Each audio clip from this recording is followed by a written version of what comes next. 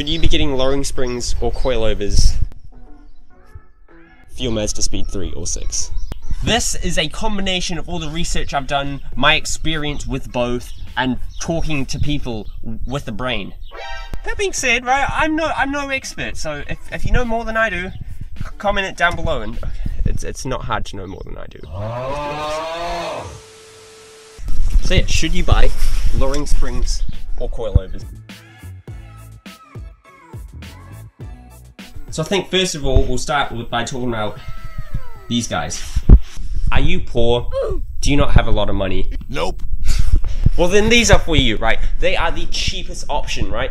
In New Zealand, you do not need to get cert for them, and they will lower your car. They'll give you a lower center of gravity, which is great. However, that being said, right, your standard shocks are engineered to work with the standard springs. So when you go and you put a spring that's a different spring rate and a different height in there, it's not really going to work as well.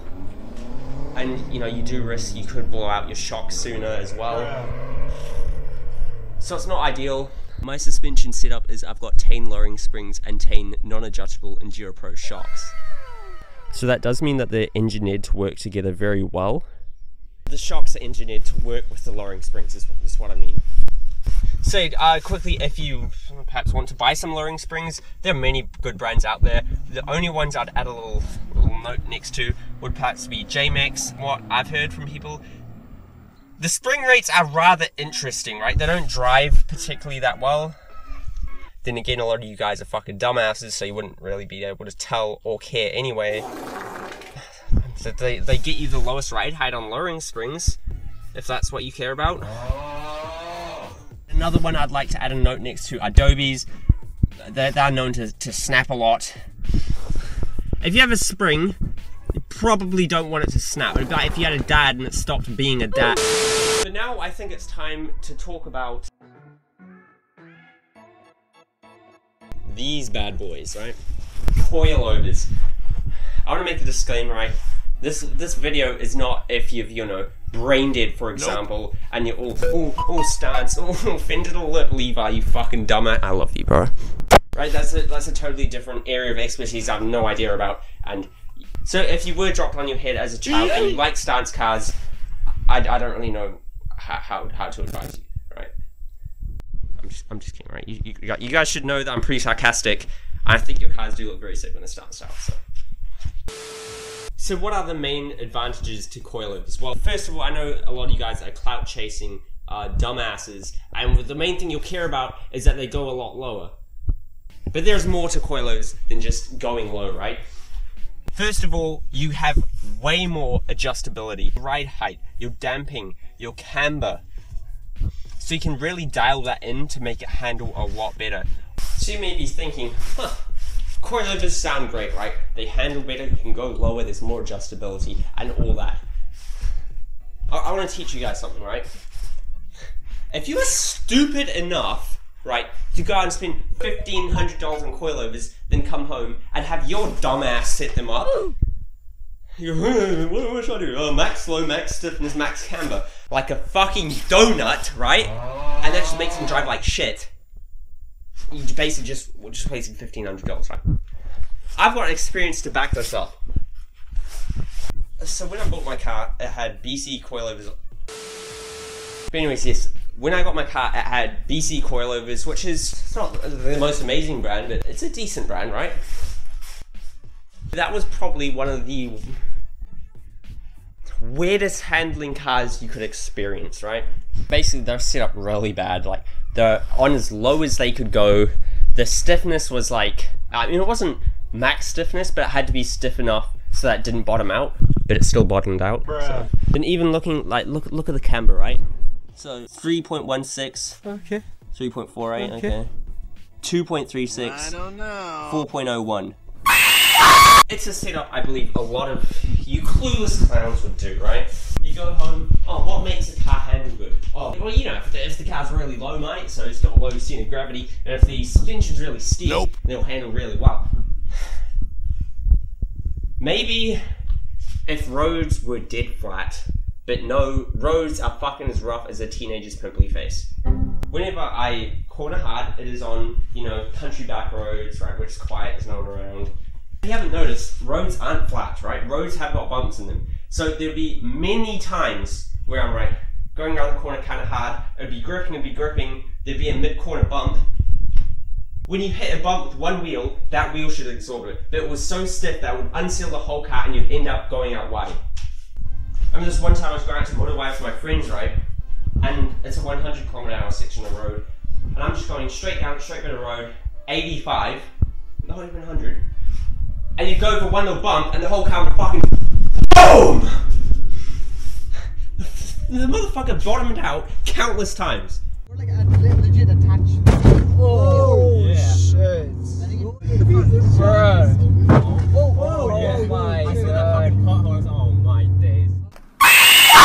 I would just like to say, right, I'm not saying coilovers is bad, I'm saying if you get coilovers and you don't set them up properly, they will be shit.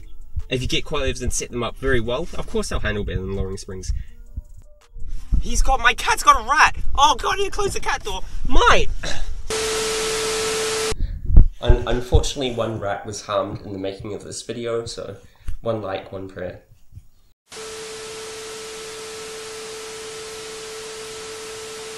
Then I got the current suspension set up. I've got 10 lowering springs with 10 non-adjustable EnduraPro shocks. When I put them in, it transformed the handling. It was amazing. You could go up to a corner, and when you turned in, you could just feel where you were at the limit of grip, right? And you could just perfectly balance it on that limit of grip. It was so controllable and so good. And that, my friends, is the importance of setting up your coilovers correctly.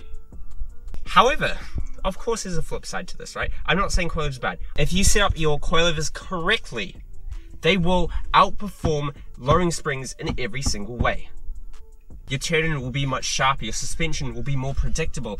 If you want to buy coilovers and set them up yourself and you don't know suspension, that will be the biggest waste of money you've ever spent. So anyways, comfort is another thing, obviously, if you care about it. My BCs, they actually weren't that bad, right? I mean, everyone I got in the car still was really uncomfortable, but I don't really mind it that much. It all depends about you, really. Obviously, the teens in it right now are much more comfortable. My complaints with the teens obviously would be that the turn-in isn't as sharp and that there is more body roll, but my plans are to counter that, first of all, with polybushing the front lower control arms. That will make the turn-in a lot stiffer. And I also aim to combat the extra body roll by getting a thicker rear sway bar. So when I'm done with it, I should be getting that nice suspension that can cope with bumps in the road, but also be getting no body roll from the rear sway bar and a sharper turn-in with the polybush front arms. That's the thing with suspension. It is all about balance. What some people may do is, you know, they'll go out, they'll buy coilovers, they'll buy both front and rear sway bars, they'll buy the lower tie bar, both strut races, they'll buy the stiffest bushings they can find, and when you put that all together, you end up with a car that's really stiff and just really not pleasing to drive. And yes, onto the setting up suspension part. Let me explain it this way, right? KW, they make some really high quality coilovers. And then we have my BCs, definitely nowhere near as high quality, right? The BCs had adjustable ride height and damping. The KWs only have one control to do the ride height and dampening at once. That's because your dampening, or your stiffness, and your ride height should be intertwined, right? You can't have a really low car with soft damping. They're basically saying, right, KW knows the best dampening for your ride height, so they're gonna give it to you.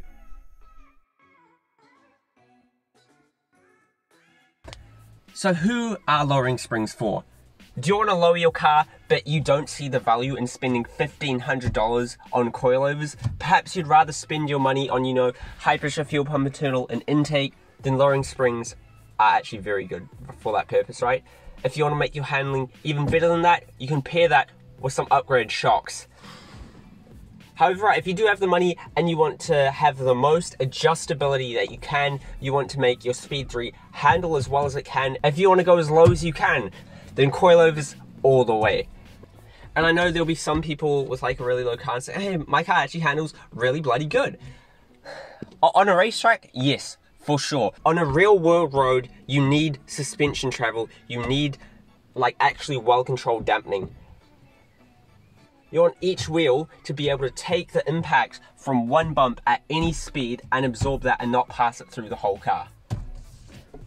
And if you want to say, right, my car is so low and it handles like a fucking machine on the street, either A, you actually don't really go around corners that hard, like compared to what I do or something, or B, the roads you're on are very fucking good. Like, I want to be on those roads.